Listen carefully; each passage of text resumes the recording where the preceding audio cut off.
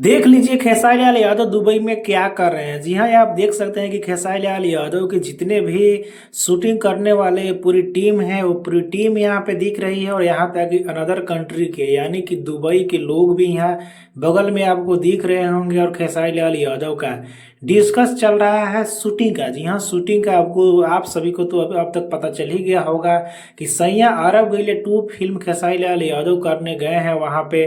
और वहाँ का बहुत सारे फोटोज वीडियो निकल कर आया है जो आपने देख लिया होगा, और नहीं देखा है तो अभी आप देख सकते हैं। स्क्रीन पे खेसारी लाल यादव के लुक को काफ़ी चेंज किया गया है, जो कि बहुत लोग इस पर टिप्पणी किया। हम भी वीडियो बनाए थे कि खेसारी लाल यादव का मूछ दाढ़ी हटाने से थोड़ा अलग लुक लग रहा है। पहले जैसा जितना अच्छा दिख रहे थे दाढ़ी और मूछ में, उतना इसमें नहीं लग रहे हैं। पर कहानी के सिचुएशन से दिया जाता है लुक को, ये तो आपको पता होगा।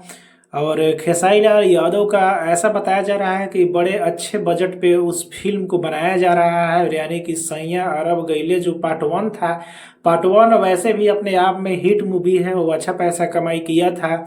लेकिन पार्ट 2 में देखा जाए कि इतने बड़े बड़े एक्टर्स को भी, स्मृति सिन्हा को बहुत लंबे समय के बाद लिया गया है।